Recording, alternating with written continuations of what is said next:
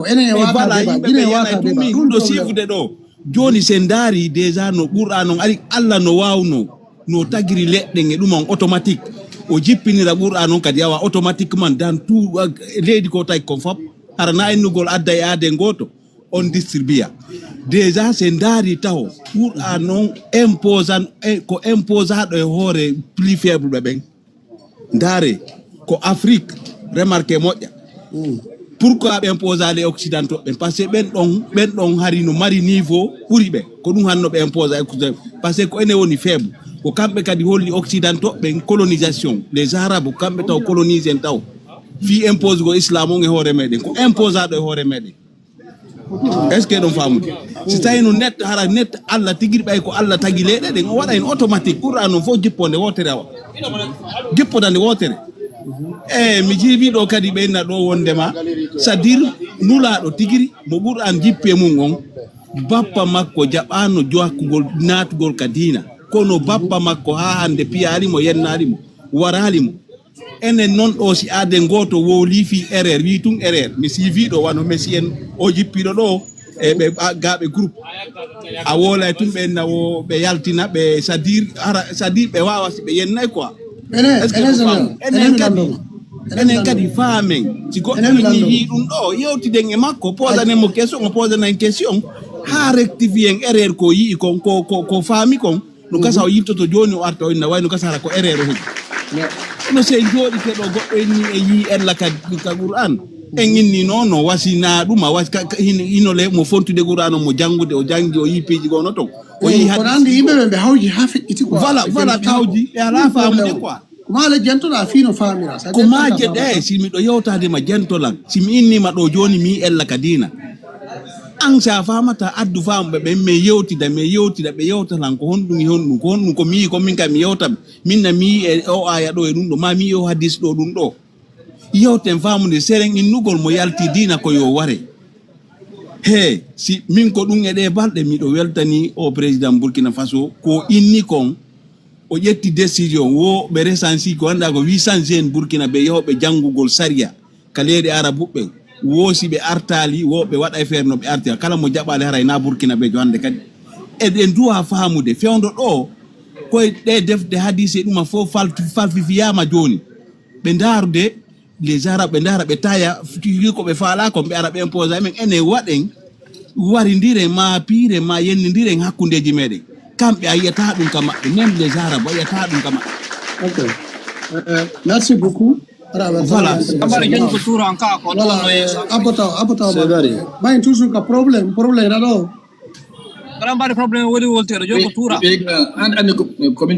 effectivement, merci beaucoup, mon général. Mon général, il a posé, il a dit des trucs qui sont très très intéressants. Quand moi je suis venu, mais il y a des trucs qui se trouvent dans le verset, il y a des trucs qui se trouvent dans le Coran. Il y a la contradiction qui se trouve. Allah se contredit dans le Coran. Et puis j'ai fait sortir ici 2 versets où Allah se contredit. J'ai fait sortir encore un autre quand quelqu'un sort dans l'islam aussi. Parce que tous les autres qui parlent ici, NBS, MD, l'autre qui vient descendre, ils ont monté aucune source. Et moi, je peux montrer toutes les sources, même si c'est en français, mais je peux lire. Et puis, si comme eux qui comprennent l'arabe que moi, eux ils comprennent arabe, ils parlent arabe, ils n'ont qu'à lire en arabe, expliquer ce que moi je dis en français et ce que eux vont expliquer si c'est pas le même truc. Problème, non. Wala ni men point jima ɗiɗi wonde important moƴƴo ko pusma kon ha desutuɗa yaltugol e diina sena ila walan.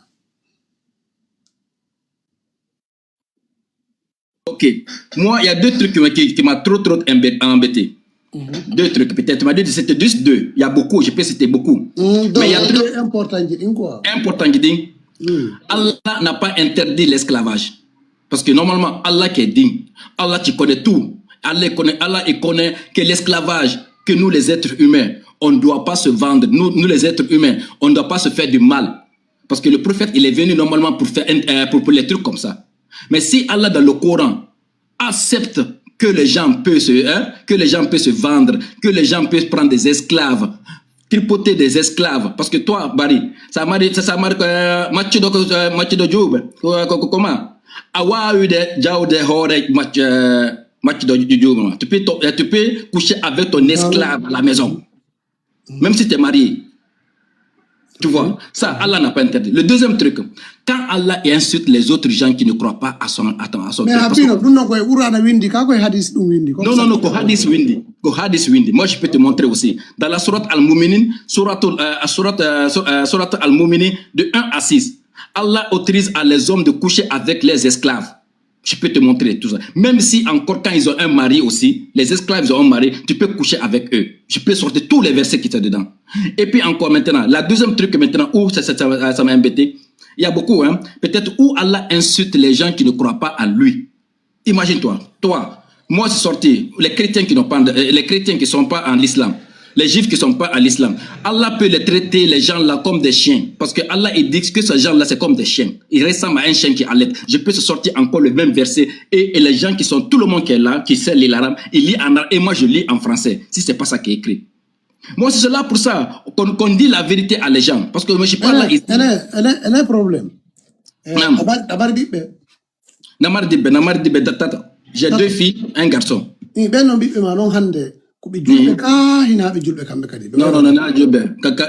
moi j'espérais bien qu'ils partent à l'école, ils étudient, qu'ils contribuent pour la Guinée, qu'ils apprennent comment fabriquer des téléphones, comment les médecins, les trucs qui sont nécessaires pour la Guinée. Tu vois, ils ne sont pas là pour partir à la Mecque et étudier le Coran qui ne sert à rien, seulement insulter. Menacer les gens. Menacer les gens. Ok, John, on va entendre. Malcolm, comment vas-tu jawde? Donc, Marco, GNPM, Madame Diallo, comme Madame. Ok, Malcolm, d'avoir tout le meeting à Oyota, d'avoir 3 minutes fait quoi. Grand Bayarai, Arami Uri Kamado, Veltani Kama, Mojajon Dalankondo, Mingom personnellement, Miwana, Baby to Shido, when you to go local, Fima, when you to go Lefi, him be open Arabo Live Mado, Arakumio. Andi go to Grand Barry Netlo, the convenka got the Hore Hunde, your Joku Hunde, Madon to Joku Hunde, Madu Yaki to Hunde, Sa convenkema, Ara convenkema talk the Tawaka Hala Makoto. Hakura now by my being Sijana Mufuta, and that tabai, one of Bas in your Fufa Arab on the Gilly Polar. Okahala, a giant one with 5 moto. Beware Mojan go him be painful. And family, Min Picho, need ye have more than Fus and that I pull on Derto. Salavili came out remembering a young girl be farm, Arab Jan one could be a young Carmen Fino family. Ununko, go. So convey Motako Harmakata Arta when you go. Dimundum. Go in the other content, Fika the Argo Yotaka di Jama Mofa la your family, Tentini stay on Jama Fo, Awata Haldan Beckham, Maara Adatoda Beckham, fine at the Kahal, Muta Farmgo. No one did it. John on you Hala Grandpa Atabon Chief Yalmondo, Adanyabando in Milita, Copiano, parce que mi fa le mic figiam fa la fama, Copiano in Milita Grambari. Merci. Akupla in Milita Grambari. John non Grand Tamundum Netto scenario andare io non live modo fu Grambari. Atava do ende 95% on fuoco sul mandare. Andare ben non fu mandare do fu mo ardo fe da message mako e hala jana. Ora convenka fu musi ema akitu gol hunde de mon convaincre hala mon kunta pular fami ta kala mon pular taw. God ara convaincre no hala jana. No woni go. Jonnon na yabu nun Grambari. Ona be do tu yalt karezo gi so sabe no wod karezo yalt be ara mem mentality manen ka be wod yalt mem mentality ben fo no karezo gi do kono be immi ko do be yi live gi so sabe ka kama ana mari visibility ha goto akal accès aussi tout dernièrement be sakiti agol hubbina live ji hakka beton silla tiji ono go murasis kanko on fekata ka live mako kala ma do manin ka so so do visibility be jabali be live be to harabe ya to hay 5 secondes arabe Jonon comme objectif jon ka ko jon cible jon kala blog jo pour le mar visibilité ala be fekk message non par exemple on do wodo o suta ya ka bleda on non permettre on do wol gollo image on hatanaka on do gollo suta ko cartel o fekk do message makko non hatanaka nanen kadi ka hala makko do ka tay bismillahir rahmanir rahim ko tun wala anda pular makko ngata ngalaba hay bismillah to laba do woni to didi jonon o yilti ko wi ke do kanko wo ko jaado gano wo ha fami kanko so yaltimo kono jaan ha fami watlan ko bismillah hara bismillah on laaba ɗum no woni gi o yelti ko o wi kadi o yelti kadi on problème ko gonga makko don bismillah o laaba grave bolami gen o yelti ke o wi mais accepté go s'il te plaît mon frère abola fi Allah mi gen mi jejima Allah grand bari fi Allah damari une minute après fait en quoi. Ok, merci. O yiltike kadi o wido kanko be honaki wo imam madum salli fa yimu cela veut dire que wona faado faamu ko faado ko jokkama e ko woni ko ngimu madum kala yido huune wande faamali ba be no wodi salli be no wodi kala ka woni hande Allah julirde don kala ko woni hande Allah hande julirde don imamu jo don mo acci non ari kare so de garan hollugo jo debaji wona faamugol o faala ko jokkama o faala c'est un sens. En fait, quand il m'a dit quand on de mo tipo kalef makodo kalef maro so convaincre l'imam haray mo andi mo dutri objectif wa non o convaincre la min grabo tunga mi gena abu afamali quand il m'a andi on sa convaincre ki haray mo wadi himbe ko ton ka exprime marwen faible o dutinibe jon tagado ala tagado won do dangereux pour neddo sa dutinimo neddo ka dutinda mo handa ka opère l'imam ko ça n'a rien de même les blancs même les historiens dans la vraie vie gollemo goddo non en face toi ko min ko mi ko ndo mal ko bango ay ko ngel parce que e Allah grand bar habami gena grand kala ko yoda kadda do hande kondo le premier lar himbe ben fiwa go disabilo go ta ko ta dut ka ber makko neddo ko aluto en ko way kanko ko addi mo do wona faamu go de ko faala ko faamu go la ko semu go dut ke ber de menen ko ari do ko no weli men parce que ben ngandi ko satti ko men débat do ha men ko sabo ka dina kadi do yalla la merci jon say kanda ko grand bar après mo ka dina ta do ma après men après mo ka dina kanko ba wontirbe bawa makko e fotto après be ka dina kadi grand bar o do wol gollo ko aboni do ka medusa la ngando aboni makko grand habo tumbe merci beaucoup on me confond pour grand bar voilà on ma tamma wala ni makko be da rufo ko fulbe grand yo fekina besa tuma tamma wala ni makko ay ko yo fekki mesal makko kala makko harna kala français harna kala pula parce que on na puloni non andi do ko démocratie wonde démocratie en tant que guinéen da way wolde pular da way wolde soso da way wolde maninka da way wolde forestier da way wolde français joni grand bari joni tam s'il te plaît ka français ben ka france ko donc démocratie mais est-ce que ça halni ben non pas be jabo ka be ara tawdabe ko kanko ar taw ma do yo hala ma kan grand bari non ko démocratie non ara ni toni ite wati wata pular moƴƴa tata ka ɓuri wawde so yewti guinéɓe ɓe nana grand bari muno falama jande hunde ko halama taw ko jandugo tu peux faire monter verso s'il te plaît c'est un sœur de moi c'est à moins de la faire monter verso hambo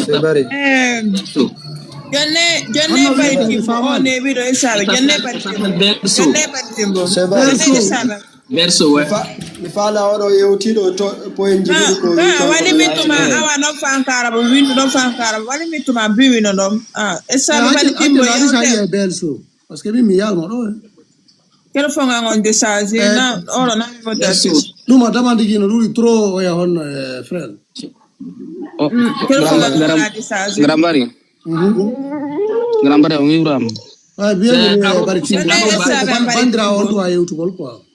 Regarde, mon frère. Bari timbo ko joni ari ka. Oui, azo okay. Mi yodu ka. Mai me la to wa ko. Okay, grambari andi hanki me arno do hanki. No, hay angol de ko addo. Yoti baltimbo. Okay, min ko mi ardi yodu ko bari. Quand téléphone ngon décharger oro na mi moderatrice koto bari oui elle est ici en bas regarde c'est elle qui a écrit comme ça ma demande c'est elle ok ouais, c'est elle voilà do way wolde grand da way wolde be hedi o ok min ko mi mari ko mi yewta nde yewtere wonande yewtede do depuis hanki grand bari mi arno do hanki mi kono bay hari mi do kipi mi addi aya goto perti mi tippi on aya ko hondum ko be yata do la yukallifullahu nafsan illa wusaha nam yiltiti kadi ku farba kadi ari labbina ma piji din o liuma o yewtuma ko woni konko bagara o yuma innal ladina no ben kafaru yedduɓe sawawum no foto alayhi e maɓɓe anzartum wajiɗaɓe o allam tunjirhum ma wajakiɓe o la yuminuna ɓe gonɗinta ɗum ko sifa ɓe yimɓe wona yewtede fimum kono laati par après kanko e Guddus ɓe yeddodiri e yewtere makko nde min komi yewtota ɓe wonɓe arde contredisa ɗo wi'a kamɓe hiɓɓe ko Allah on no contredise no woodi ko ɓe famale dina kam kala ko ɓe yewtata surtout ɓe yewtata ngenen julɓe ɓen yo ɓe addu aya wana ko mi wi kon ɗo innal ladina ɓe janga aya on ɓe adda aya on ɓe adda firo ngon ɓe adda ko jokki firo ngon kon si goɗɗo jentoɓe ɗo ɓe wawata arde ɗo menen ɓe ukka men ɗo mordo marda ma ɗum men dekonayi par ce que ɗo ko fije jalla wono ɗen ɗumannade ɗo tigi tigi on ko laaɓi kon kala arowo ɗo no mari yewtere ko yewta yo addu aya on o yewta en ko honɗum aya on wi goɗɗo arata ɗo ƴetta ɗo bindi windaɗi e français tradisaɗi e français miijo ara convaincaɗi ɗo goɗɗo min jaɓanta ɗum hay goto haray ko ɗum merci beaucoup merci beaucoup haray fima dow voilà bandirawo e holluyantela Madame Diallo Madame Bari ka ko Madame Diallo Madame Bari on jarama ɗo ara mi salmini o ara mi salmitiki ara bienvenue ara miɗo écoutude on gila hanki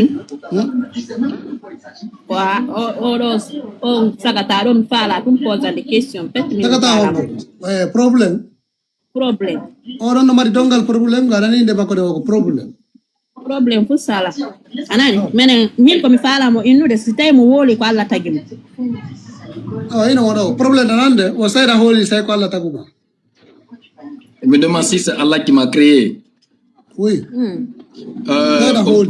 Non, moi je ne crois pas maintenant. Allah, si c'est Allah qui m'a créé, parce que le Allah que les Arabes qui nous a apporté, le Allah que les Arabes qui nous a apporté de chez eux, ils ont dit que pour nous c'est faux, parce que tout dans notre langue en Afrique, tout le monde connaît le nom de Allah, dans chaque langue. Tu vois. Mais maintenant, les Arabes sont venus avec un nouveau Allah qui nous a montré.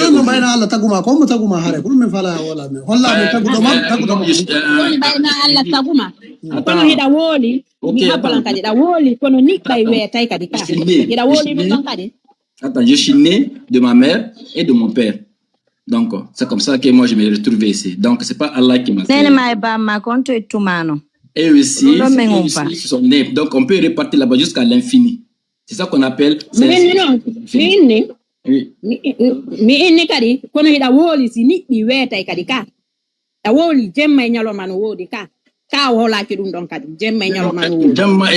que c'est des trucs qui sont faits. C'est un fait qui est réel. Ça se passe devant nous. Qui a fait? C'est pas qui a fait ça. Personne. On a trouvé ça ici. On peut pas dire que c'est quelqu'un qui a fait un être humain. Allez, un être visible qui est là, qui a fait ça. Donc, on ne connaît pas qui a fait. On s'est retrouvé avec ça ici. Donc, chaque personne qui dit qu'il y a quelqu'un, il y a un être vivant, invisible qui a fait ça, ça on appelle... Maintenant, c'est bon. Mi famille, c'est bon. Mi inni, il a andi l'air hombo d'ano toda. Tu connais à quelle heure tu dors? Andi l'air hombo d'ano toda. Oui, je connais à quelle heure que je pars dormir et à quelle heure que je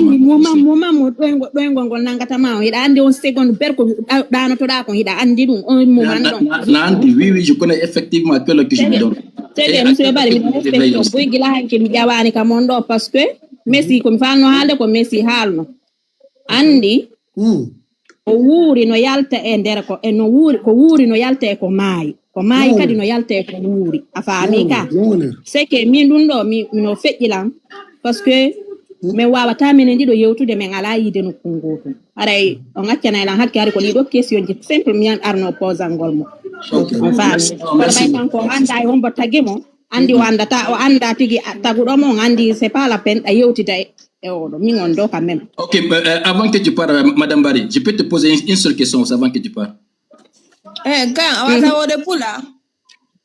Non, on est ici. Tawata hali kwa soso mijaba to maka soso kadi sa hali soso kadi mijaba soso ko de France info pendant ko je fami kam maintenant mina fala landema on to woni Allah on l'habitu Allah Parce que toi, tu connais où Allah il est. Il habite où? Mimi anda. Mimi anda. Problème. Non, moi c'est bon. Maintenant, Wanda, moi je peux te dire où Allah il habite. Je peux te dire ça où il habite. Problème. Oui. Non. Ok. Kahor lady do, kawonda kahor lady do. Ina jindude. Ina santude hendude no yufude makano alama yufude. C'est grand. Tu connais grand, c'est un truc, hein? Non. Jabo question, hendude no yufude makano alama yufude sina jindude. Oui, ça part. Oui. Na jindude. No yufude makano. Wala ni me konto hendude woni yude.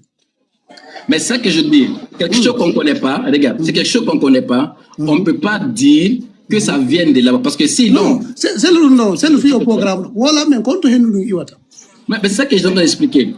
Si l'homme, nous les hommes, si on n'a pas une réponse à quelque chose, on va dire que c'est une créature. C'est-à-dire, parce qu'on n'a pas la réponse. Au moment où on a eu la réponse... Viendo Johnny wana 40 ans. Ah, non. Mo walanino ma fi programme téléphone o do ko wonden communiquer do hande wino ma dum do arayno holtono ka holtono hakkude ma Allah ça c'est pas holtono mais c'est un comment on dit ça c'est un préavis. C'est quelqu'un qui donne un préavis parce que ils sont sûrs. Oui en tout OK mi holtono wala mi holtano. En tant que j'ai pas vu avec mes yeux, comment je peux le croire? Ok, ayirali gite maade kono hande le koy o téléphone wonda yewtude Allah pelleti no labanno ma post o téléphone hari waratano goddo ko nebuno ma wolande fi o a holtano ka OK. Parce que le téléphone en fait c'est un truc qui est vérité. On a démontré. Mais est-ce que hino labamma pellet hino labamma ko nebuda wurde ka hore leydi do nyande go ala to furi maya no labam mais non, ça c'est des faits réels. Tout le monde va mourir. Voilà. Tout le monde va aussi. Non, non, ça des faits, regarde. Un peuple maille. Ça, c'est des trucs, c'est des faits réels. Chaque truc qui se trouve va mourir et renaître. C'est pour cela qu'il y a des enfants qui viennent et des enfants qui partent. C'est nous, on revient au départ. Donc, pour dire maintenant... Laisse-moi finir, s'il te plaît. Maintenant, pour dire ici... S'il te plaît, laisse-moi finir cette mot-là, s'il te plaît. Maintenant, pour dire maintenant que quelqu'un, il est parti voir ce qui se passe au-delà d'ici, il est parti au paradis, il est parti dans l'enfer, que lui, il a vu ça, il n'y a personne, aucun mort est revenu nous dire